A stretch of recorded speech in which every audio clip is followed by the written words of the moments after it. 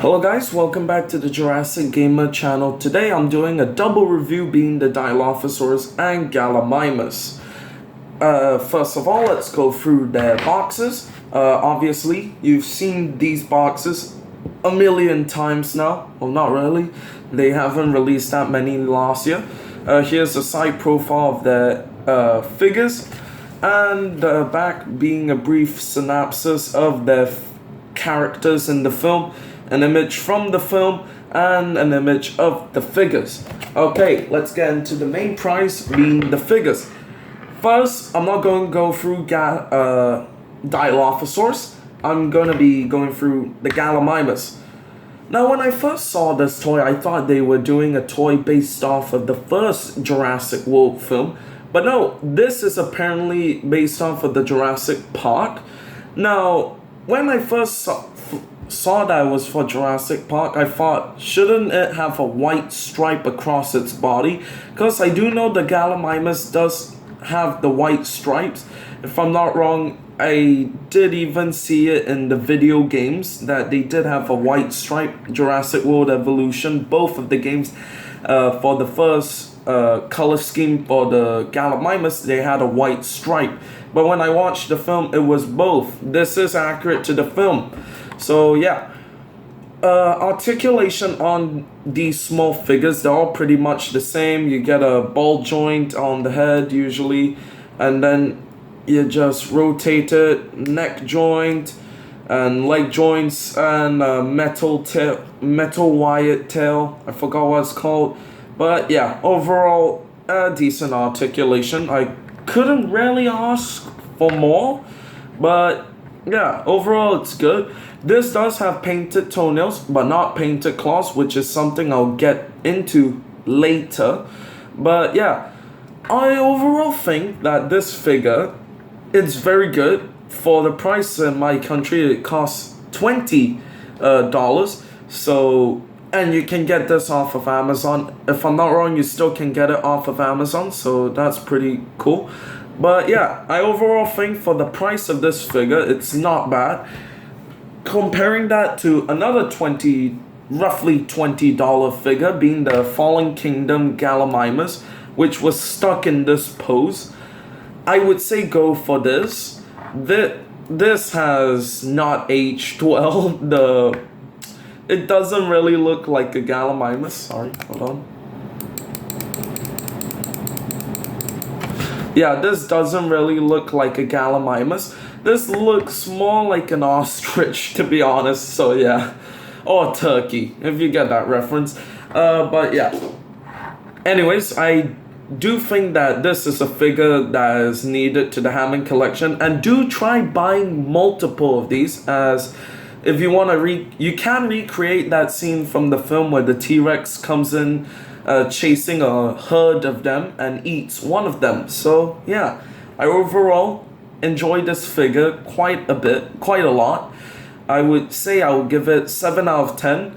Mainly, one drawback of this figure, two actually, is no painted claws, and the feet are humongous. The feet are huge, which is an issue that I have with this, but an issue that I don't have with the Dilophosaurus, which is now what we're getting into. Here is the Dilophosaurus. Now, the price of this angers me, because the price I paid for this was $60. Yeah, you heard me right, $60 on Amazon for this figure. The only reason why I was thinking that this figure was this expensive was because people were stressed buying this figure. People were buying this figure. But then later on, when I received this figure, the only reason why I think that this figure is more expensive is because it's the only dinosaur who comes with accessories such as the frill and this piece. So yes, that does anger me if the price hike is just because of these two pieces. Because when I went to Australia and I checked on the system, I tried hunting this figure down. I did find one for 12 AUD. If I'm not wrong, that's the currency. If any Australians are watching, I'm sorry if I get your currency wrong. But yeah, it was this. I would definitely recommend buying this in stores instead of buying this on Amazon, as on Amazon they increased the price like triple.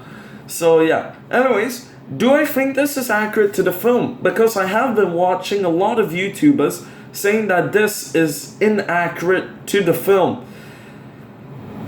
And to them I have to say it that I don't really care if it's accurate to the film. I know I paid a lot of money for it, which does anger me if I don't know if it is accurate to the film at all. But to my eyes, it does look accurate to the film, mainly because the Dilophosaurus showed up at nighttime when it was raining, so you can't really get the best look at the Dilophosaurus. I know there's images out there showing it in the daylight, but I haven't really looked at that stuff. I'm not a major Jurassic Park fan. I am still a very big Jurassic Park fan, but I'm not like a big on all-time fan of it. I do have problems with the franchise. So yeah, I don't know if this is accurate. Please someone tell me in the comments if this is accurate to the film or not. I would love to learn more about this figure. But yeah, I overall think it's nice. Now my first surprising thing I found out about this figure is that it has painted claws and toenails, and it has small feet. These feet I think are good. They're good enough. I don't know if these are too big. But yeah, comparing that to the Gallimimus, where it doesn't have painted claws at all. Now this is one issue I have with the Hammond collection, where all of the herbivores get lesser paint details, while the carnivores have more painted details.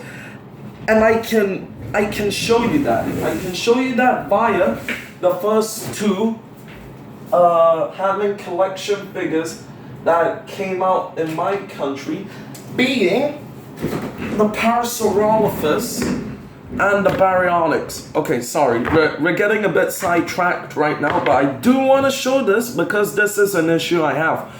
Look on the Baryonyx, they have painted claws. Yeah. Look at the Parasaurolophus, no painted claws.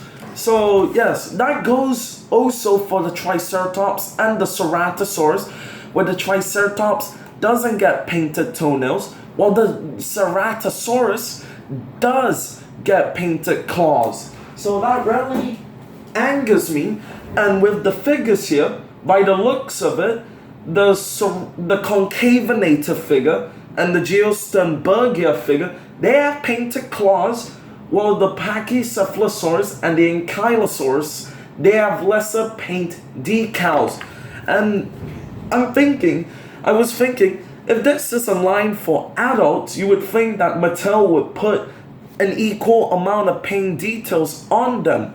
So yeah, but they don't. That's my only main issue with the Hammond collection, where Mattel is prioritizing the carnivores compared to the herbivores. And which is sad, because I do have to say, more people buy the carnivores from the Hammond collection, as when I go to any stores, the usual Hammond collection figures I only find are the herbivores, being Parasaurolophus or Triceratops, which is sad because I know a lot of people like herbivores, but because more paint decals are put, more priority is put into the carnivores, people want to buy the carnivores more than the herbivores. When I think out of all these four figures, the Ankylosaurus is the best looking one. But yeah, sorry for the sidetrack. Anyways, let's get back into the review of the Dilophosaurus. Now another issue I have with this figure is this accessory that made it apparently more expensive. Now this is meant to be placeholder for when he's not putting his frills out, which you can actually put both, by the way. There you go, but you can see from the side there. Now, I know Mattel doesn't usually, this is rarely put onto Dilophosaurus figures. The only one that I know has this placeholder is the 30th anniversary Dilophosaurus figure. And that looks way better than this because that is actually sculpted into the figure. While this, it doesn't look good. This looks like a person going to a fancy restaurant and they don't want to get their shirt dirty, so they put a napkin on their shirt so that no food goes onto their shirt. It looks awkward, this figure, with this placeholder for the frills. I overall would not say display a figure like this. Display a figure how it's meant to be, being,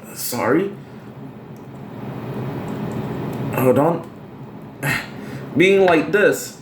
Now, compare that to the Dominion, Jurassic World Dominion and Jurassic Park. This is less scary, of course. It doesn't look that good, but the farts in there, it looks okay for my eyes. But I can understand that people would say that looks like someone screaming to another person at the other side of the room, and he's not screaming with anger, he's screaming with confusion to my face. So yeah, comparing that with the price, however, I paid for this, if people are afraid of getting this because of the price, I would just say buy one of the mainline Dilophosaurus figures. This is the Dominion one, where this was way cheaper. This was 20 something. I bought this in Australia. It was 20 AUD. I'm not gonna calculate how much it is in my country, but yeah, I would say buy this definitely, because it also comes with a human figure and a gun, and an accessory, for any kids. But yeah, this figure here has more playability, while this has lesser playability. It looks good, but it's way more expensive if you are buying it off of Amazon. So yeah, I would say if you find this in store, definitely pick it up, because you do not want to make the mistake of buying this online at all. So yeah, so overall, I would say that this figure, not getting confused with the price at all, not using the price as a way to rate this figure, I would say this is an overall good figure for the eyes of someone that doesn't know of how accurate it is to the film. I know some figures such as the T-Rex, I know that is inaccurate to the film in some places. This figure, the only thing I can say is they could have improved is the skin tone, especially the tail, where Mattel always just skimps out on detail of the tails, where they just start putting paint after like a quarter of the tail. So yeah, I would overall say this is a good figure. Do buy this if you have the money for this.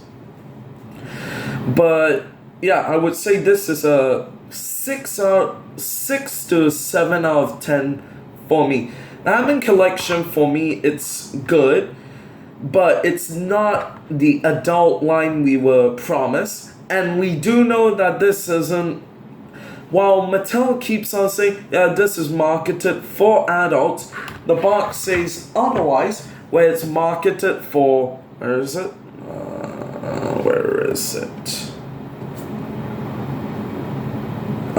Shoot, I can't find it on my box. Hold on. There it is. It says for 8 pluses at the top. Let me see if you can see that. Yeah, it says for 8 and up. So these are marketed still for children. So yeah, overall, I hope you enjoyed my review and rant about the Hammond collection figure line. And yeah, I would overall say get these figures if you're a completionist. This figure is a must get, but if you want a stand-in for the Dilophosaurus, instead of actually paying a lot for this figure, I would just say use the mainline Dilophosaurus. It basically, both of them basically looks the same if you show to a child or something. So yeah, overall I hope you enjoyed this video. Please subscribe if you did, and until the next video, see ya and bye bye.